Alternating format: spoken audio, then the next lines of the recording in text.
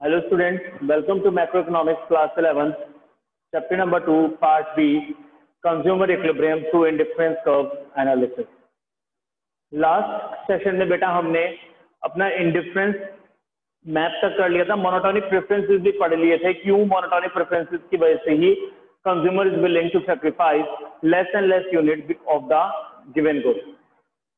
Now we are going to start our next topic that is very important,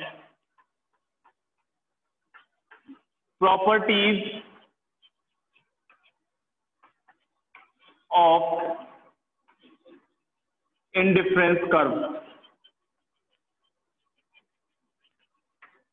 properties of indifference curve, it is very important बेटा, इस chapter में बहुत important है, ध्यान से समझेंगे इस टॉपिक को. Properties of indifference curve. Indifference curve सभी ने बनाना सीख लिया था लास्ट क्लास में कि कैसे इंडिफरेंस कर्व बनाया जाता है. सभी को उसकी शेप भी पता है, कॉन्वेक्स होती है. यही चीजें हमें प्रॉपर्टीज में पढ़नी है. उसकी क्या प्रॉपर्टीज है इंडिफरेंस कर्व की? तो first property is indifference curve slope downward. Indifference curve का स्लोप कैसा होगा बेटा? डाउनवर्ड. जब आपने इंडिफरेंस कर्व बनाया था तो आपको पता भी था इंडिफरेंस कर्व ऊपर से नीचे की तरफ आ रहा था आपका. Indifference curve slope downward. Indifference curve का स्लोप डाउनवर्ड था. क्यों था? Because the consumer wants more of one good so that he has to sacrifice the units of another good. Indifference curve जब आपने बेटा बनाया था तो इंडिफरेंस कर्व कुछ ऐसे बनाया था आपने, है ना. इंडिफरेंस कर्व का स्लोप ऊपर से नीचे की तरफ क्यों आ रहा है? इसे हम कह सकते हैं इंडिफरेंस कर्व स्लोप डाउनवर्ड और नेगेटिवली स्लोप्ड. और negatively sloped. Indifference curve negatively sloped क्यों होता है या इंडिफरेंस कर्व का स्लोप डाउनवर्ड क्यों होता है? Because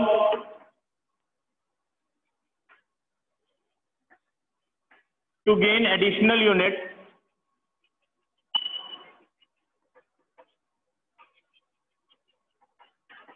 the consumer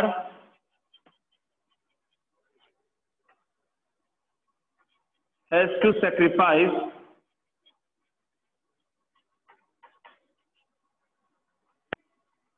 the units of one good.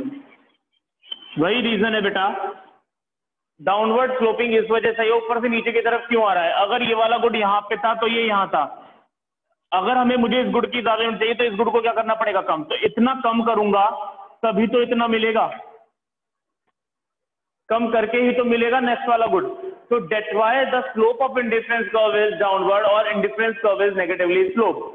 Indifference curve का स्लोप नेगेटिव होगा या वो नेगेटिवली स्लोप्ड होगा इसी वजह से होगा क्योंकि एक गुड को गेन करने के लिए कंज्यूमर को पहले वाला गुड सैक्रिफाइस करना पड़ेगा. Next property is indifference curve is convex to the origin. Indifference curve की शेप कैसी है बेटा? Convex to the origin. अगर ओरिजिन की तरफ से देखोगे तो कॉन्वेक्स दिखाई देगा. इधर से देखो, ओरिजिन ये है, जीरो ये है आपका. यहां से देखोगे तो इसकी शेप कैसी है? कॉन्वेक्स. कॉन्वेक्स क्यों है? Indifference curve is convex to the origin because of diminishing MRS. MRS बताया है लास्ट क्लास में, क्या है? Marginal rate of substitution.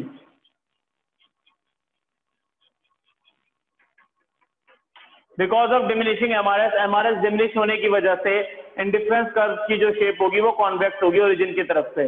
Because of diminishing MRS the shape of indifference curve is convex to the origin. Origin की तरफ से इसकी shape कैसी होगी? कॉन्वेक्स. ये वाली जो शेप है कॉन्वेक्स है, कॉन्वेक्स शेप है डिमिनिशिंग एमआरएस. एमआरएस क्या था? The rate at which consumer sacrifice in order to gain the unit. Unit को गेन करने के लिए कंज्यूमर कितना सैक्रिफाइस कर रहा है या क्या सैक्रिफाइस कर रहा है? एक यूनिट को गेन करने के लिए कंज्यूमर कितनी नंबर ऑफ यूनिट सैक्रिफाइस कर रहा है, वो रेट हमें बताता है MRS.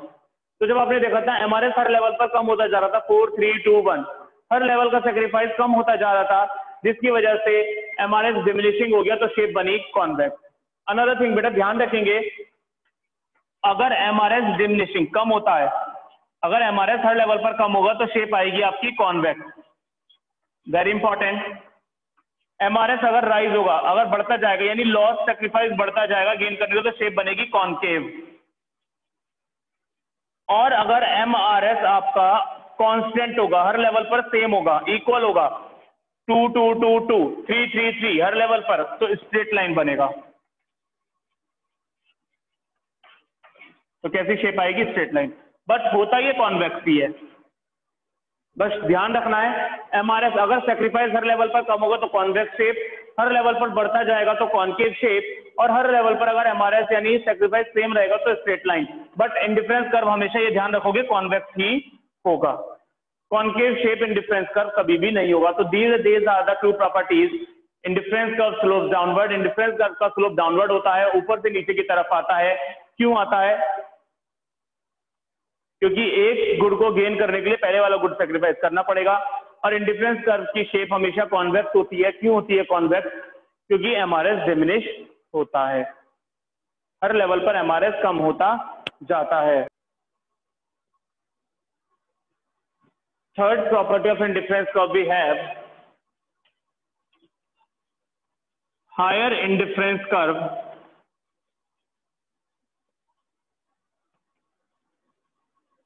represents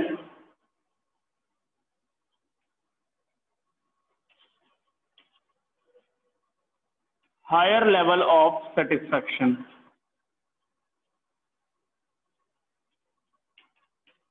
Higher indifference curve represents higher level of satisfaction। जितना ज्यादा बेटा इंडिफरेंस कर्व हाई होगा उतना ही ज्यादा सेटिस्फेक्शन भी मिलेगा। कैसे? देखो,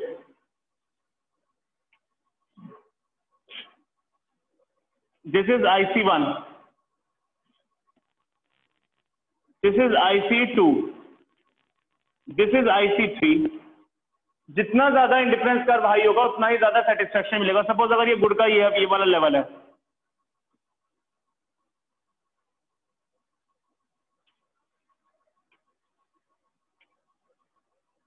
ये आपका दूसरा गुड है, गुड 1, और ये गुड 2। गुड 2 देखो बेटा हर लेवल पर सेम है, उतनी क्वांटिटी है, जो भी है सेम है। पर गुड 1 की क्या होती जा रही है? बढ़ती जा रही है। यहाँ पर ये थी, ये थी, और ये फिर इंक्रीज हो गई। अगर ये A था तो ये B और ये C। इससे इस लेवल पर गए, IC2 पे गए तो इसकी क्वांटिटी बढ़ गई, ये वाला लेवल हो गया इसका। इस पर गए तो ये वाला लेवल आ गया, ये रहा। इस पे पहुंचे तो ये वाला लेवल आ गया इसका।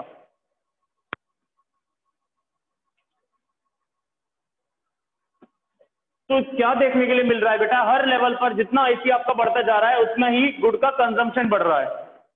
मोर of a good, higher indifference curve represent higher level of satisfaction because higher consumption of goods या higher quantity of goods gives more satisfaction.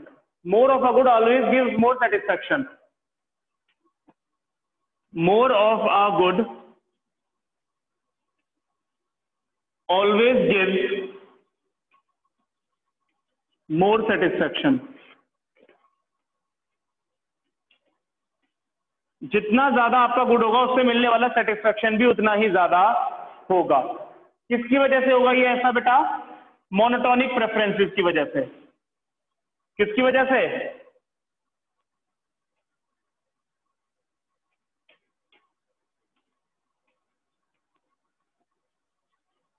Monotonic preferences की वजह से। तो higher indifference curve represents higher level of satisfaction because more of a good always gives more satisfaction to the consumer because of monotonic preference। monotonic preference यही कहती है जितना ज्यादा good होगा उतना ज्यादा सेटिस्फेक्शन भी होगा। क्योंकि जब कंज्यूमर बंडल प्रेफर कर रहा है तो बंडल में उसके जो 2 गुड्स होंगे, तो जितना ज्यादा इंडिफरेंस कर्व ऊपर जाता जाएगा, जितना ज्यादा वो गुड्स का बंडल को बढ़ाता जाएगा, जितना ज्यादा उस बंडल में यूनिट्स ऐड करता जाएगा, उतना ही उसे सेटिस्फेक्शन ज्यादा मिलता जाएगा। तो मोर ऑफ अ गुड, कंज्यूमर ये क्यों चाहता है उसके पास गुड ज्यादा से ज्यादा हो? मोनोटोनिक प्रेफरेंस के लिए, क्योंकि उसकी ये इच्छा होती है कि वो ज्यादा से ज्यादा गुड को गेन करता जाए। तो because of monotonic preference higher indifference curve represent higher level of satisfaction. तो ध्यान रखेंगे बेटा, indifference curve, high indifference curve ज्यादा सेटिस्फेक्शन क्यों देता है? जितना इंडिफरेंस कर्व हाई होगा, जितना इंडिफरेंस कर्व ऊपर जाता जाएगा, उतना उससे मिलने वाला सेटिस्फेक्शन भी ज्यादा होता जाएगा। क्यों? क्योंकि जितना इंडिफरेंस कर्व हाई होगा, इसका मतलब उसके अंदर उतना ही गुड ज्यादा होगा, जितना गुड ज्यादा होगा उसका मतलब उससे मिलने वाला सेटिस्फेक्शन भी उतना ही ज्यादा होगा, just because of monotonic preferences, monotonic preferences की वजह से। तो this is the third property of indifference curve. तो बेटा हमने 3 प्रॉपर्टी पढ़ ली। Indifference curve slope downward, indifference curve का स्लोप डाउनवर्ड होता है। Indifference curve is convex to the origin, indifference curve origin की तरफ से कॉन्वेक्स शेप का होता है। और इंडिफरेंस कर्व जितना ज्यादा हाई होगा, उससे मिलने वाला सेटिस्फेक्शन भी उतना ही ज्यादा होगा। That is higher indifference curve represents higher level of satisfaction. Fourth property, students, we have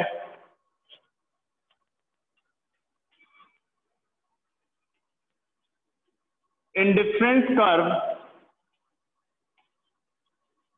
does not intersect with each other. Indifference curve does not intersect with each other. दो इंडिफरेंस कर्व कभी भी एक दूसरे से intersect नहीं कर सकते। क्यों नहीं कर सकते बेटा? Because combination of two goods on different ICs does not give the same level of satisfaction. दो इंडिफरेंस कर्व के कॉम्बिनेशन कभी भी सेम लेवल का सेटिस्फेक्शन प्रोवाइड नहीं कर सकते, because combination of two goods on different ICs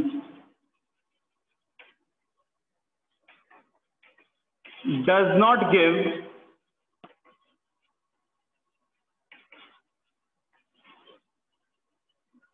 the same level of satisfaction. एक IC पर बेटा जितने भी कॉम्बिनेशन होंगे उनसे मिलने वाला सेटिस्फेक्शन तो सेम होगा, बट दो इंडिफरेंस कर्व के कॉम्बिनेशन कभी भी सेम लेवल का सेटिस्फेक्शन प्रोवाइड नहीं करेंगे। क्यों नहीं करेंगे? देखो बेटा ग्राफिकली इधर,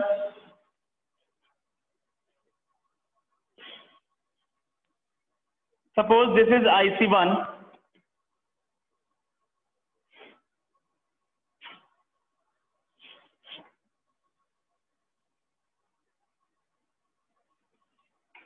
and this is IC2.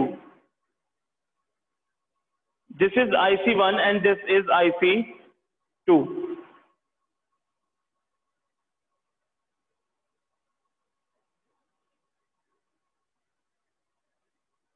यहां पर ये दोनों बेटा इंटरसेक्ट कर रहे हैं। लेबल कर दिया X axis, Y axis, origin. यहां पर ये दोनों पॉइंट्स क्या कर रहे हैं बेटा? इंटरसेक्ट कर रहे हैं। सपोज IC1 पे एक पॉइंट है ए और इसका ही दूसरा पॉइंट है ये बी। ऐसे ही IC2 पर एक पॉइंट है सी और ये IC2 पर भी एक पॉइंट है बी। तो IC1 पे बेटा हमारे दो कॉम्बिनेशन दिखे हैं हमने। IC1 पे कितने कॉम्बिनेशन है? IC1 चेक करो, ये रहा ए और बी। IC1 पर दो कॉम्बिनेशन है ए एंड बी, ए और बी। IC1 पर दो कॉम्बिनेशन अगर ए और बी, तो दोनों से मिलने वाला सेटिस्फेक्शन सेम होगा, ए इज इक्वल्स टू बी, ये कह सकते हैं। IC2 पर चेक करो बेटा कितने पॉइंट्स हैं? IC2 पर भी दो पॉइंट्स हैं सी और B. C is equals to B अगर IC2 की बात करें तो, क्योंकि एक IC पर जितने भी कॉम्बिनेशन होते हैं उनसे सबसे सेटिस्फेक्शन सेम मिलता है। एक IC पर जितने भी कॉम्बिनेशन है, अलग अलग ICs के कॉम्बिनेशन अलग अलग सेटिस्फेक्शन प्रोवाइड करेंगे। IC1 पर अगर 10 कॉम्बिनेशन आ रहे तो 10 के 10 कॉम्बिनेशन का सेटिस्फेक्शन सेम होगा। IC2 पर अगर 5 कॉम्बिनेशन है तो 5 के 5 कॉम्बिनेशन का सेटिस्फेक्शन सेम होगा। In IC1 A is equals to B, that is first. In IC2 C is equals to B, that is 2। अगर दोनों को कंपेयर करें from 1 and 2, A is equals to B and C is equals to B. That means B से B cancel हो जाए तो A is equals to C। A किसके equal है? ठीक है, अगर ए बी के इक्वल है और सी बी के इक्वल है या बी सी के इक्वल है, A is equal to B and B is equal to C, that means A is equal to C. A किसके इक्वल है? सी के। क्या ऐसा पॉसिबल है बेटा ए सी के इक्वल है? नहीं। देखो यहां पे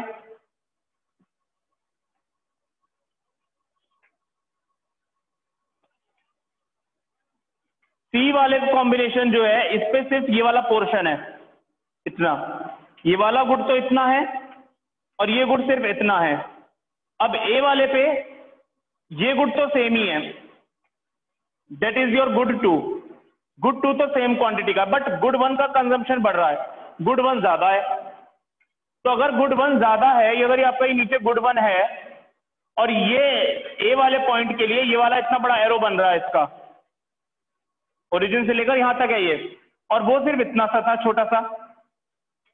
तो अगर ए पॉइंट के लिए गुड वन का यूनिट बढ़ रहा है, गुड वन की यूनिट बढ़ रही है, तो अगर उसका गुड वन का कंजम्पशन ज्यादा है, गुड वन अगर बंडल में ज्यादा लाई कर रहा है, तो उससे मिलने वाला सेटिस्फेक्शन भी बेटा ज्यादा ही होगा। तो ऐसा नहीं हो सकता कि दो आईसी कभी भी इंटरसेक्ट करें। Two ICs does not intersect with each other because combination on two different ICs does not give equal satisfaction. अलग अलग आईसीज पर जो कॉम्बिनेशन है वो कभी एक लेवल का सेटिस्फेक्शन नहीं दे सकते, या तो वो सेटिस्फेक्शन कम देंगे एक दूसरे से, एक दूसरे से ज्यादा देंगे। तो अगर सेटिस्फेक्शन इक्वल ही नहीं है, तो इक्वल नहीं होगा, तो वो कभी भी इंटरसेक्ट नहीं करेंगे। तो ऐसा कभी पॉसिबल नहीं हो सकता। तो this is the fourth property of indifference curve, that indifference curve does not intersect with each other. Indifference curve कभी भी एक दूसरे से इंटरसेक्ट नहीं करेंगे।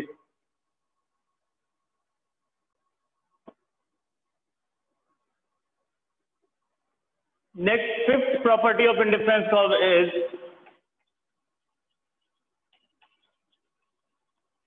indifference curve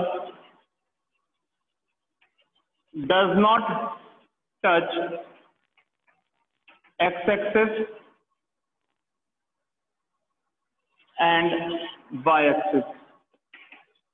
इंडिफरेंस कर्व बेटा कभी भी एक्स एक्सिस और वाई एक्सिस को टच नहीं करेगा। क्यों? अगर हमारा कोई भी कर्व एक भी एक्सिस को टच करता है, डेट मीन्स दूसरा गुड उस टाइम पर जीरो होगा। तो इसका मतलब क्या हुआ कि एक गुड जीरो हो जाएगा, तभी वो एक एक्सिस को टच करेगा। तो जब हम इंडिफरेंस कर्व बनाते हैं तो इंडिफरेंस सेट देखते हैं तो हम ये अज्यूम कर चलते हैं, हमेशा मान के चलते हैं कि एक गुड कभी भी जीरो नहीं होगा। क्यों नहीं होगा? इंडिफरेंस कर्व दोनों एक्सिस को टच क्यों नहीं करेंगे कभी भी? Because IC is a combination of two good. IC किसका कॉम्बिनेशन है? दो गुड का कॉम्बिनेशन है, and one good can never be zero. और एक गुड कभी भी बेटा जीरो नहीं हो सकता। तो अगर मैं इसका कर्व देखूं, origin X axis Y axis, ये आपका गुड टू, ये आपका good one, that is gaining good. तो अगर एक आईसी ऐसे बन रहा है या एक आईसी ऐसे बन रहा है, तो इसने आईसी वन ने वाई एक्सिस को टच कर लिया ना बेटा, वाई एक्सिस को टच कर लिया, डेट मीन्स क्या हुआ? गुड वन इस टाइम पर जीरो है। If it touches Y axis that means good one is equals to zero. इसने एक्स एक्सिस को टच कर लिया, इसका मतलब क्या है? गुड टू जीरो है यहां पे। ऐसा पॉसिबल नहीं है। IC is a combination of two goods. तो हमेशा आईसी दो गुड्स का ही कॉम्बिनेशन है, तो इंडिफरेंस कर्व आपका बेटा ऐसा ही बनेगा। This is the IC. ये है सही, ये गलत है। कभी भी आईसी एक्स एक्सिस और वाई एक्सिस को टच नहीं कर सकता। अगर उसे टच कर लिया, that means the another good is zero. और ऐसा पॉसिबल ही नहीं है कभी भी एक गुड जीरो हो जाए, because we always prefer the combination of two goods. We always doing a combination, we always prefers a bundle of two goods. हम दो गुड्स का बंडल ले रहे हैं, तो एक गुड कभी भी जीरो नहीं हो सकता। एक गुड जीरो हो गया तो फिर तो आईसी टच करेगा, वो आईसी फिर है ही नहीं। ये उसकी प्रॉपर्टी है कि एक गुड कभी भी जीरो नहीं होगा। जीरो नहीं होगा तो वो किसी भी एक्सिस को टच नहीं करेगा। तो IC is always a combination of two goods. IC हमेशा दो गुड्स का ही कॉम्बिनेशन होता है। So here we have completed our properties of indifference curve, that is very much important, जो बहुत ज्यादा इंपॉर्टेंट है। 5 प्रॉपर्टी है बेटा। सबसे पहली प्रॉपर्टी रिकॉल करते हैं, indifference curve slope downward. Indifference curve का स्लोप डाउनवर्ड होता है, नेगेटिव स्लोप होता है, ऊपर से नीचे की तरफ आता है। क्यों? क्योंकि एक गुड को गेन करने के लिए कंज्यूमर को दूसरा गुड सेक्रीफाइस करना पड़ता है। Second, indifference curve is convex to the origin. Indifference curve की शेप ओरिजिन से कॉन्वेक्स होती है। क्यों होती है ओरिजिन से कॉन्वेक्स? क्योंकि एमआरएस डिमिनिश होता है, हर लेवल पर सेक्रीफाइस कम होता जाता है। Third, higher indifference curve represent higher level of satisfaction. जितना इंडिफरेंस कर्व आपका हाई होगा, इसका मतलब उससे मिलने वाला सेटिस्फैक्शन उतना ही हाई होगा। क्यों? मोर of a good always gives more satisfaction because of monotonic preference. Monotonic preference की वजह से ज्यादा गुड हमेशा ज्यादा सेटिस्फैक्शन देगा। तो इंडिफरेंस कर्व जितना ज्यादा हाई होगा, उसका सेटिस्फैक्शन उतना ही हाई होगा। क्यों? मोनोटोनिक प्रेफरेंस की वजह से। Fourth, indifference curve does not intersect with each other. दो इंडिफरेंस कर्व कभी भी एक दूसरे से इंटरसेक्ट नहीं कर सकते, क्योंकि डिफरेंट आईसीज के कॉम्बिनेशन कभी सेम लेवल का सेटिस्फैक्शन नहीं दे सकते। And the last fifth one is indifference curve neither touches X axis not touches Y axis. Indifference curve कभी भी एक्स एक्सिस और वाई एक्सिस को टच नहीं करेगा। क्यों? क्योंकि इंडिफरेंस कर्व ये मानकर चलते हैं, हम हमेशा ये मान के बनाते हैं कि it is a combination of two goods. ये दो गुड्स का कॉम्बिनेशन है, एक गुड कभी भी जीरो नहीं हो सकता। So these are the properties of indifference curve. 5 properties we have studied which are very important.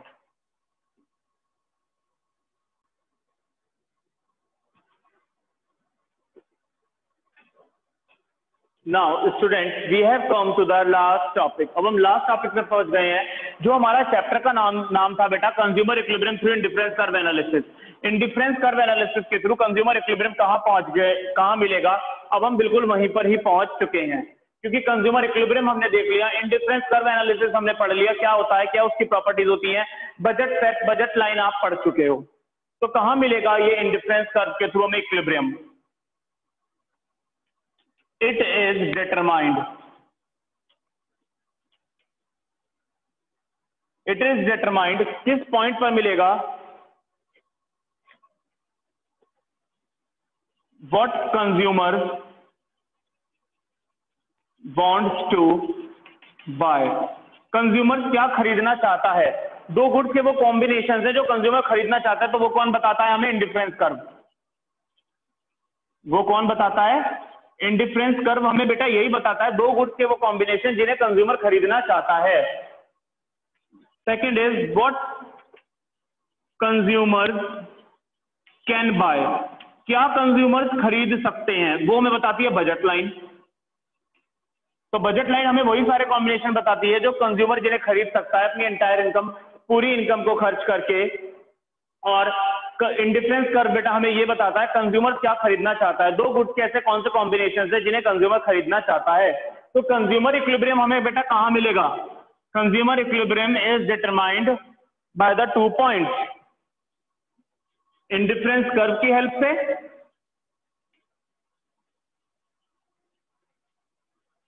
और दूसरा बजट लाइन से।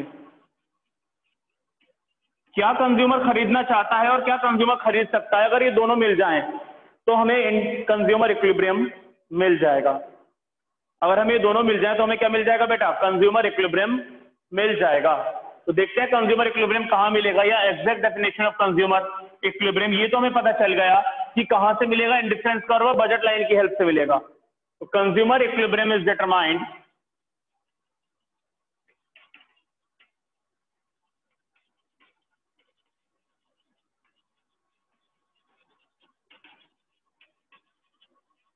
at a point where the budget line is tangent to indifference curve।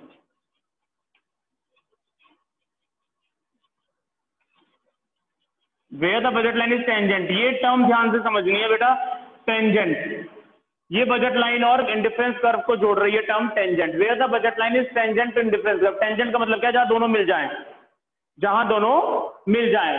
तो पूछ सकते हैं आपसे कंज्यूमर इक्विलिब्रियम कहां मिलेगा? Where the budget line is dash indifference curve, जहां पर बजट लाइन किसके इक्वल हो, किसके टेंजेंट हो? इंडिफरेंस कर्व के। क्या कंडीशन है इसकी? भी कंडीशंस होती है बेटा।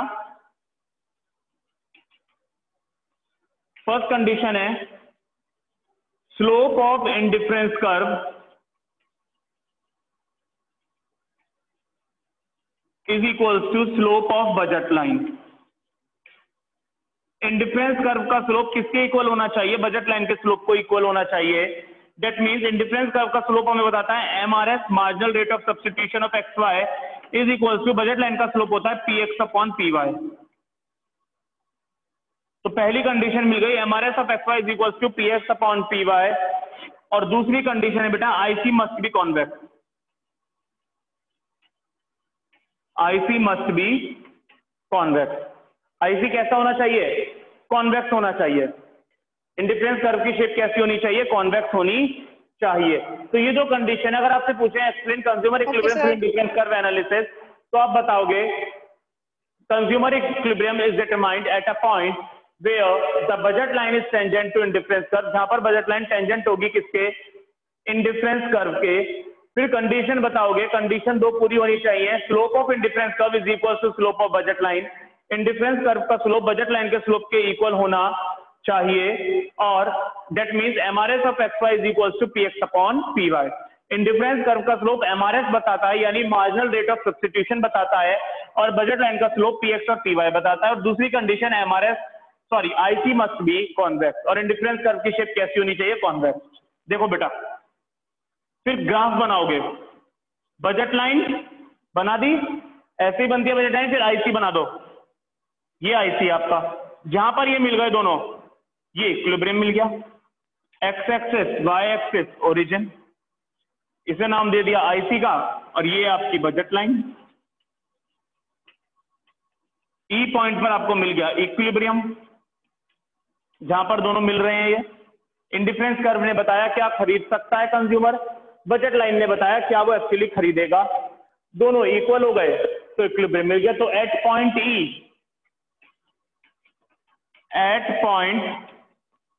ई पॉइंट पर क्या हो रहा है? M R S of X Y is equal to P X upon P Y. Indifference curve का स्लोप और बजट लाइन का स्लोप दोनों इक्वल हैं ई पॉइंट पर। और आईसी की शेप कैसी है? एंड आईसी इज कॉन्वेक्स, और आईसी कॉन्वेक्स भी है, तो हमें कंज्यूमर इक्विलिब्रियम मिल गया।